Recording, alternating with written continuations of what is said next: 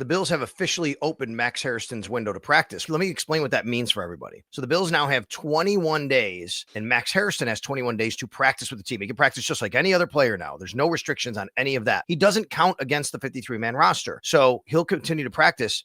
Now, if the Bills feel, oh my God, he's ready, let's rock and roll, they could activate him before Sunday's game. He could play against Carolina once you get to 21 days. So let's do the math from really the day that he was activated would be October 21st. 20th was yesterday. He'd have to be activated by Monday, November 10th. So let's just be honest. He's going to be activated by Miami, November 9th. I mean, that would work out that way. To me, this means he'll be available latest November 9th against Miami. It could be the week before they against Kansas City. It could be this week, but they have 21 days. Once they do that, they have to put him on the 53-man roster. If they don't do it in 21 days, he goes back to injured reserve for the rest of the year. One thing we kind of briefly touched upon in last week's episode, and something that I've shared on social media over the last week, is how bad the Bills are struggling in cover 3. If you look at some of these cover 3 numbers from this year versus last year, cover 3 is the primary coverage across the NFL. Last year, the Bills playing cover 3 were 8th in EPA per play on defense, 2nd in success rate, and 10th in opponent explosive percentage.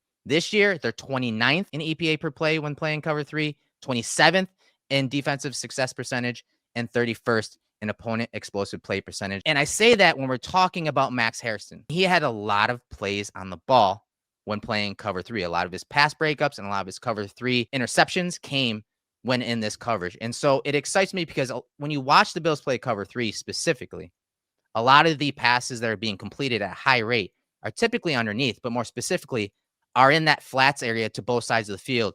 And that's that area where the flats defender, like a linebacker or a nickelback like Taron Johnson, aren't able to get out there fast enough because there's another target inside. So they're kind of holding. Mm-hmm.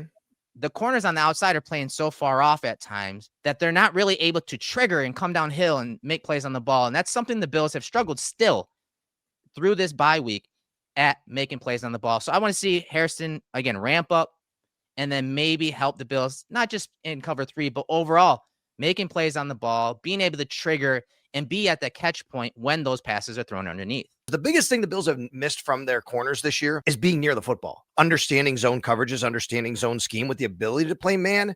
I'm excited to see him on the field whenever that happens here.